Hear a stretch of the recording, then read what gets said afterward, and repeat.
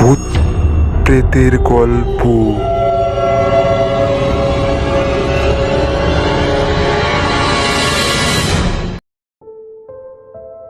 নমস্কার সবাইকে, আশা করছি সবাই ভালো আছেন। তো আমি আছি আপনাদের সাথে শুভ, আর আপনারা শুনছেন ভূত প্রেতের গল্প। তো আজকে আমি আপনাদের জন্য নিয়ে চলে আসলাম 51 নাম্বার এপিসোড। আর এই এপিসোডে মাত্র একটি ঘটনা আছে, আর ঘটনাটি হচ্ছে গিয়ে শ্মশানের উপর সাধনা করার। আর যিনি ঘটনা লিখে পাঠিয়েছেন, আমি তার নাম এবং ঠিকানা বলছি না, বিশেষ কারণবশত।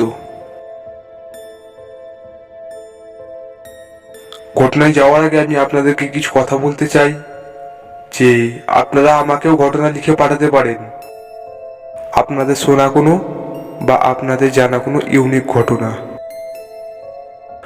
ডিসক্রিপশন বক্সে আমার হোয়াটসঅ্যাপ নাম্বার দেওয়া আছে, সেখান থেকে লিখে অথবা ভয়েস মেসেজের মাধ্যমে পাঠিয়ে দিতে পারেন আপনারা আপনাদের শোনা কোনো বা আপনাদের জানা কোনো ইউনিক ঘটনা।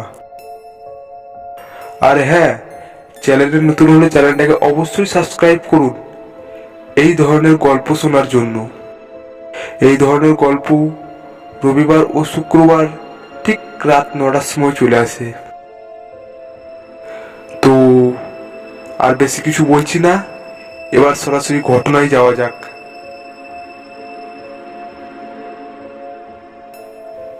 নমস্কার শুভদা, আশা করছি ভালো আছো। তো এই ঘটনাটি ঘটেছিল আমার একটা দাদার সাথে। ঘটনাটি হচ্ছে গিয়ে এরকম যে আমার দাদু আগেকার দিনে চিতার উপর বসে সিদ্ধি লাভ করেছিলেন। তো তিনি তো এখন আর এই দুনিয়াতে নেই, তিনি মারা গেছেন। দিয়ে এবার আমরা তিন ভাইয়ের মধ্যে আমাদের বড় ভাই হচ্ছে গিয়ে একজন তান্ত্রিক। এবার আমরা তিন ভাই একদিন বসে আছি আমাদের বাড়িতে। দিয়ে আমরা দুই ভাই, মানে আমাদের বড় ভাইকে বলছি যে, দাদা তুই তো অনেক কিছু জানিস, তো একটা ভূতের গল্প শোনা না। দিয়ে এবার আমাদের বড় ভাই তখন আমাকে বলছে, জানিস আমাদের দাদু না ওই শ্মশানের চিতার উপর বসে আগেকার দিনে সিদ্ধি লাভ করেছিল, এবং সিদ্ধি লাভ করে তিনি যা চেয়েছিলেন তাই বরদান হিসেবে পেয়েছিলেন। এইভাবে আমাদেরকে ঘটনাটি বলে বরদা। এবার আমরা দুই ভাই ছিলাম, দুই ভাইয়ের মধ্যে এবার অনেক রাত হয়েছে, এবার যে বাড়ি আসবো। দিয়ে বড় ভাইকে বলি যে তুই থাক, তাহলে আমরা এবার বাড়ি যাই। মানে আমাদের দুটো বাড়ি আর কি, একটা বড় ভাইয়ের বিয়ে হয়ে গেছে, এবার ধরো সে আলাদাভাবে থাকে আর আমরা আলাদাভাবে থাকি। দিয়ে এবার পাশাপাশি বাড়ি আছে আর কি। দিয়ে আমরা বাড়ি আসছি আমরা দুই ভাই। দিয়ে আমার মেজো ভাই আমাকে বলছে যে তুই বাড়ি চ, আমি একটু আসছি, বড়দার কাছ থেকে ঘুরে আসছি, তাই বলছে। দিয়ে আমি দরজার বাইরে দাঁড়িয়ে আছি, আর মেজদা কিন্তু ওই বড় ভাইয়ের বাড়িতে যাই। দিয়ে বড় ভাইকে জিজ্ঞেস করছে, দাদা সত্যি কি আমাদের দাদু সিদ্ধি লাভ করেছিল ওই চিতার উপর বসে? বড়দা তখন বলছে, হ্যাঁ, কেন রে, তোর বিশ্বাস হচ্ছে না? বলছে, না না, আমি এরকম জিজ্ঞেস করছি তোকে। আমি কিন্তু এই কথাগুলো আমাদের দরজার সামনে দাঁড়িয়ে শুনছি। এরপর দেখি মেজদা আবার পালিয়ে আসছে রুমের দিকে। এসে আমাকে বলছে, কি রে, এখনো ঘুমাসনি? চ ঘুমাবো, চ। এই বলে আমরা দুজনে রুমের ভেতর ঢুকে আমরা ঘুমিয়ে পড়ি। বেশ কিছুদিন পর আমাদের পাড়ার একটা ঠাকুমা মারা যায়। মারা যাওয়ার পর আমরা তাকে শ্মশানে নিয়ে যাই, এবং তার সমস্ত কাজ সম্পূর্ণ করে যখন সন্ধ্যেবেলায় বাড়ি আসছি, তখন আমার মেজদা আমাকে বলছে, এ ভাই এদিকে আয় তো একবার। বলিস চ না। সেই বর্দার কথাটা সত্যি নাকি আমরা আজ গিয়ে চেক করি।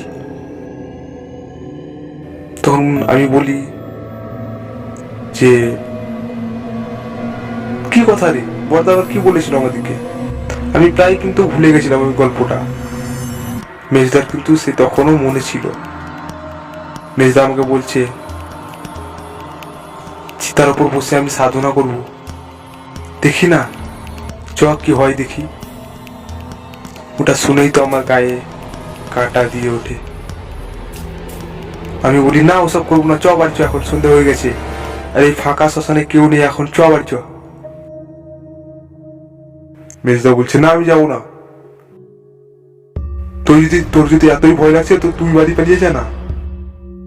এরকম করে কিন্তু আমাদের দুজনের মধ্যে বেশ কিছু কথা কাটাকাটি হয়ে যায়, দিয়ে আমি রাগে বাড়ি পালিয়ে আসি।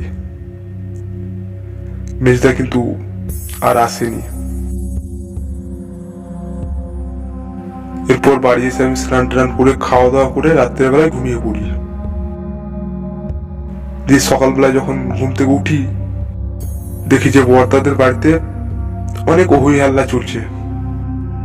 তো আমি ঘুম থেকে উঠে দৌড়ে যাই, গিয়ে দেখি যে মেজদা অজ্ঞান হয়ে পড়ে আছে। আমি তখন জিজ্ঞেস করি কি হয়েছে মেজদার, কি হয়েছে মেজদার, অজ্ঞান হয়ে পড়ে আছে কেন? তখন আমাদের পাড়ার একটা লোক বলছে আমি যখন সকালবেলায় শ্মশানের ওই রাস্তা দিয়ে হেঁটে যাচ্ছিলাম, দেখি তোর মেজদা নদীর গাবায় অজ্ঞান হয়ে পড়ে আছে। আমি সেখান থেকে নিয়ে আসি রে, তাকে নিয়ে এসে তোদের বাড়িতে পৌঁছে দিলাম। তখন আমি বড়দাকে বলি জানো কালকে মেজদা না, তুমি যে আমাকে গল্পটা বলেছিলে সেই ঘটনাটা, সেটা চেক করার জন্য মনে হয় চিতার উপর বসেছিল সে। এটা বলার পর বর্দা রুমের ভেতর ঢুকে গঙ্গা জল নিয়ে আসে একটা পাত্রতে, নিয়ে এসে মেজদার উপরে ছিটিয়ে দেই। মেজদা ধীরপির করে উঠে বসে এবং চিৎকার করে ওঠে। বর্দা এবার মেজদাকে জিজ্ঞেস করছে তুই কে আর কেন এসেছিস, বল আমাকে। মেজদা তখন একটা কর্কশ গলায় আওয়াজ করে বলছে আমি সেই ব্যক্তি রে, কালকে আমার যে কাজ সম্পূর্ণ করে এলি শ্মশানে।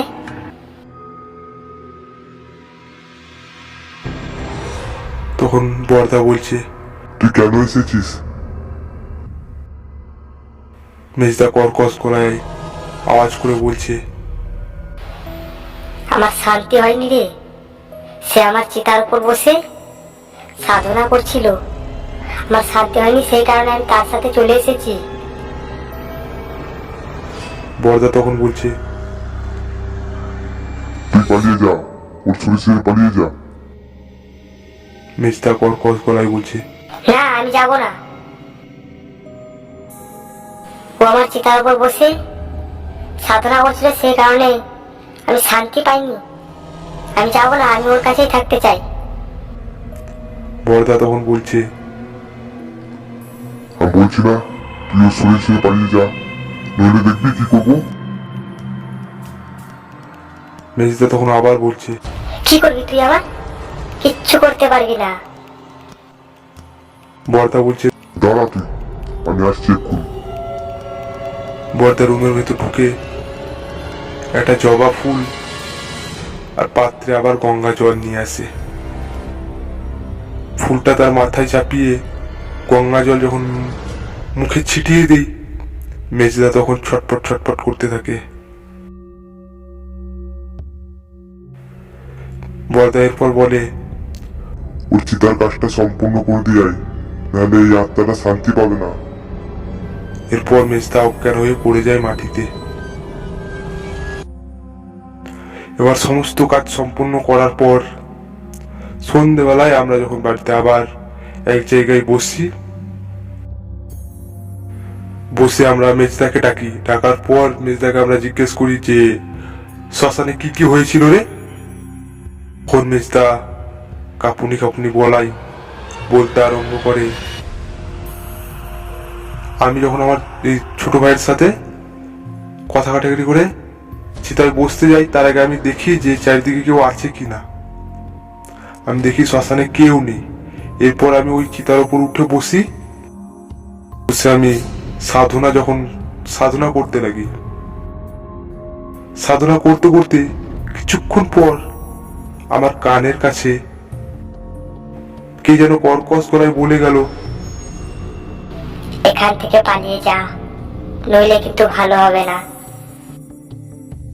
আমি প্রথমে অতটা পাত্তা দিইনি, তবে আবার বেশ কিছুক্ষণ পর সে একইভাবে আমার কানের কাছে ফিস ফিস করে বলে গেল, বলছি না তুই এখান থেকে পালিয়ে যা, নইলে ভালো হবে না।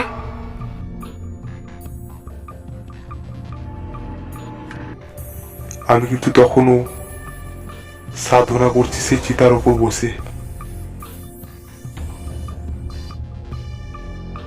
বসে থাকতে থাকতে বেশ কিছুক্ষণ হয়ে যাওয়ার পর আমি দেখি আমার চারপাশে বহু মানুষ যেন কান্না করছে।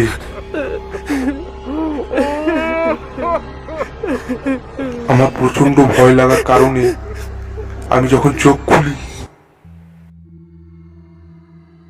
খুলতেই আমি যা দেখি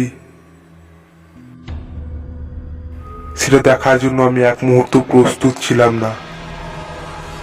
আমি দেখি একটা মেয়ে আসন ঘিরে বসে তার হাত দুটো হাঁটুর উপর রেখে মাথা নিচু করে বসে আছে। তার চেহারাটা আমি দেখে সেখানে সেন্সলেস হয়ে পড়ে যাই। তার চেহারাটা এরকম যে চোখের মনি বলতে কোনো জিনিস নেই, আর একদিককার চাবাল আগুনে পুড়ে গেলে যেরকম হয় না, ঠিক সেরকম হয়ে আছে। আমি যে ওখানেই সেন্সলেস হয়ে পড়ে যাই। এরপর আমার যখন জ্ঞান ফেরে আমি দেখি বাড়িতে শুয়ে আছি। এই ঘটনাটি শোনার পর বর্দা বলে যে মেজদার গলায় একটা উদ্রাক্ষ মালা থাকার কারণে সে মৃত্যুর হাত থেকে বেঁচে এসেছে। সে যদি ওই উদ্রাক্ষর মালাটা না পড়ে থাকতো তাহলে সে আত্মাটা নাকি মেজদাকে সেখানেই মেরে ফেলতো। তো এই ছিল ঘটনা। ভালো লাগলে তুমি তোমার চ্যানেলে পড়ে শোনাও, আমি খুশি হব দাদা। তো কেমন লাগলো বন্ধুরা ঘটনাটি শুনতে? আশা করছি আপনাদের বেশ বেশ ভালো লেগেছে। যদি ভালো লাগে তাহলে অবশ্যই লাইক এবং কমেন্ট করে জানাবেন আপনাদের ঘটনাটি কেমন লেগেছে। আর চ্যানেলে নতুন হলে চ্যানেলটাকে অবশ্যই সাবস্ক্রাইব করবেন এই ধরনের গল্প শোনার জন্য।